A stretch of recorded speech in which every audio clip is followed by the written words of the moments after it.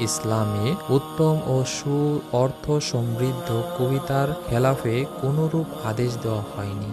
তবে অশ্লীল কবিতা একটি সমাজকে অসভ্য করে তুলতে খুব বেশি ভূমিকা রাখে। তাই ওইসব কবি ও কবিতার বিরুদ্ধে আল্লাহ ও তার রাসূল সাল্লাল্লাহু আলাইহি ওয়াসাল্লাম পরিষ্কারভাবে সতর্ক ও সচেতন করেছেন। কেননা একটি সাধারণ শিক্ষিত মানুষ যদি ধর্মের দিক দিয়েও না দেখে তবুও তার কাছে সমাজের খোলাখুলিভাবে অশ্লীল কথা ছড়িয়ে বেড়ানোকে সে অতি নীচ ও অসৎ কাজরূপেই গণ্য করবে। ইসলাম মানুষকে দয়াময় আল্লাহ তাআলার পথের দিকে ডাকার সাথে সাথে একটি সভ্য জীবনযাপন করার জন্যও পথ নির্দেশনা করে। আর সেজন্যই ইসলামকে আমরা মুসলিমেরা একটি পরিপূর্ণ ও সর্বোত্তম ও সত্য ধর্ম হিসেবে প্রচার করি।